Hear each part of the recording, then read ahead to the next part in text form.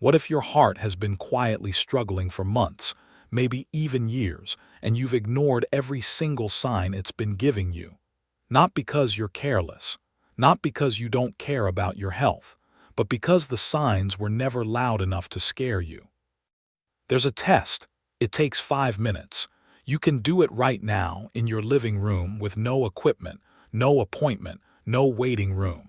And it could tell you more about the real condition of your heart than most people learn in a routine yearly checkup. By the time this video ends, you're going to know exactly how to do it yourself, what your numbers actually mean, and what to do if something feels off. So stay with me, because this is one of those videos you'll wish you'd watched sooner rather than later. Let's talk about why this even matters. Heart disease is still the leading cause of death in the world. Not cancer, not accidents, the heart. And here's the unsettling part: most people who develop serious heart problems didn't feel sick beforehand. They felt normal. They went to work, they laughed with their friends, they climbed stairs without thinking twice. That's the dangerous thing about the heart. It doesn't usually scream for help. It whispers. A little extra breathlessness here, a little more fatigue than usual there, a slightly longer recovery after a walk. And because none of that feels like an emergency, we brush it off as being tired, being out of shape, getting older. We trust how we feel over what our body is actually telling us, and that gap between feeling fine and being fine is exactly where heart problems quietly grow. So today, we're going to close that gap together, using a simple physical response your body gives that doctors have relied on for decades, and that you can now check yourself, in your own home, in under 5 minutes. So let's get into the actual science behind this, because understanding why this test works will make the results so much more meaningful to you. There's a concept called functional heart capacity. In simple terms, it's not just about how your heart behaves while you're sitting still. It's about how well your heart handles real-world effort, and more importantly, how quickly it recovers once that effort is over. Think about it like this. If you climb a flight of stairs, your heart rate goes up because your muscles need more oxygen. That part is completely normal and happens to everyone, even elite athletes. But here's the key. A strong, healthy heart calms back down quickly once the activity stops. A heart that's under strain, even silently, takes longer to settle. That recovery speed is one of the clearest windows we have into how well your cardiovascular system is actually functioning behind the scenes. This is exactly the principle behind the test we're going to walk through today, a simple step or stair climbing test that measures two things: how high your heart rate climbs during mild exertion, and even more importantly, how fast it comes back down afterward. There's a specific target your heart rate should reasonably reach, and a specific window of time it should drop back toward your resting rate. Most people have never been told either of these numbers, which means most people have absolutely no idea whether their heart is recovering the way it should. They're just guessing based on how tired they feel, which, as we already talked about, is not a reliable signal.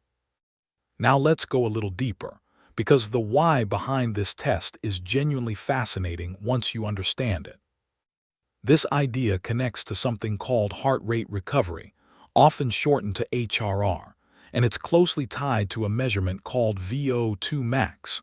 Basically, how efficiently your body uses oxygen during physical effort.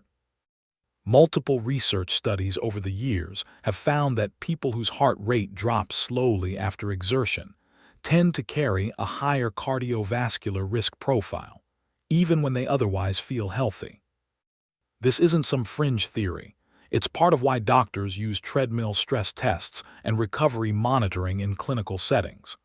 What we're doing today is simply taking that same core principle and adapting it into something safe, simple, and accessible for you to check at home.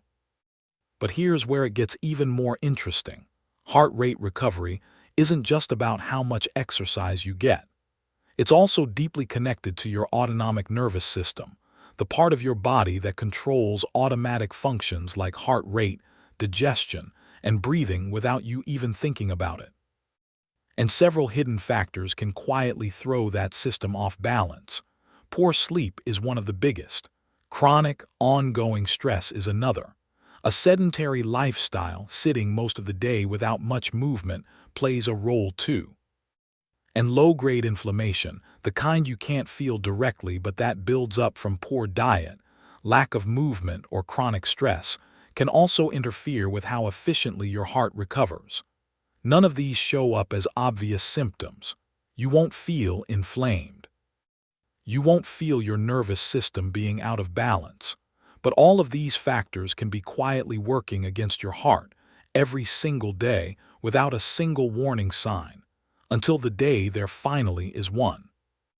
Now, before we get into the actual test, I want to walk through some of the most common mistakes people make when it comes to monitoring their own heart health, because these mistakes are exactly what allow problems to go unnoticed for so long.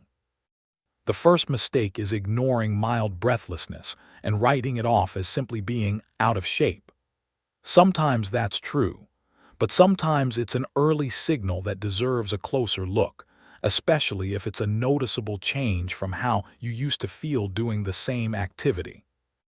The second mistake is relying only on a single number, like blood pressure, and assuming that one reading tells the whole story. Blood pressure matters, absolutely, but it doesn't capture how your heart responds to effort or how efficiently it recovers, which is a completely different piece of the puzzle. The third mistake, and this is the one that catches even fit, active people off guard, is testing themselves incorrectly. Doing the test right after eating a heavy meal, comparing their numbers to someone else's instead of tracking their own personal baseline, or doing the activity too intensely or too lightly to get a meaningful reading. This creates a false sense of safety. People think they checked their heart, when really they got a result that wasn't accurate or useful at all. And the fourth mistake is comparing yourself to other people instead of paying attention to your own trend over time. Your body is not your neighbor's body, your sibling's body, or the fitness influencer's body you saw online. What matters is how your numbers change for you over weeks and months. All right, now let's get into the moment you've been waiting for. Here is exactly how to perform this test, step by step, the same way it's used in clinical and home monitoring settings, simplified so anyone can do it safely. Step 1. Find your resting heart rate. Sit quietly for a few minutes, completely relaxed, no recent caffeine, no recent exercise. Place 2 fingers gently on your wrist or the side of your neck and count your pulse for a full 60 seconds. Write that number down. This is your baseline. Step 2. Perform a short, moderate activity. This could be brisk step-ups on a stair, marching in place with high knees, or briskly climbing a single flight of stairs. The goal isn't to exhaust yourself. It's to elevate your heart rate to a moderate level for about 3 minutes. You should feel your breathing pick up and your heart working, but you should still be able to speak in short sentences. If at any point you feel dizzy, sharp chest pain, or unusually unwell, stop immediately. We'll talk more about that in the warning section. Step 3. Immediately after stopping, measure your heart rate again for 60 seconds. This is your peak number. Step 4. Now wait exactly 1 minute, completely at rest, and measure your heart rate one more time. This is your 1-minute recovery number. Here's how to understand what you're looking at. Subtract your 1-minute recovery number from your peak number. That difference tells you how much your heart rate dropped in just 60 seconds of rest. Generally speaking, a healthy heart shows a meaningful drop within that first minute. Research has associated stronger recovery with better cardiovascular fitness, while a smaller drop has been associated with increased cardiovascular risk in some studies. Now, I want to be very clear and responsible here. This is not a diagnostic tool, and a single test result doesn't mean you have a heart condition. It's an awareness tool. Think of it less like a verdict and more like a flashlight, helping you see something you couldn't see before.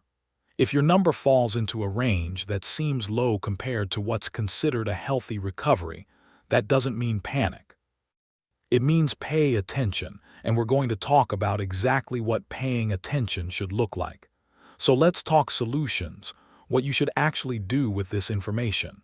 First, don't treat this as a one-time test. The real value comes from tracking your recovery number over time, ideally once a week or once a month, under similar conditions, same time of day, similar activity level, not right after eating a big meal. Trends tell you far more than a single number ever could.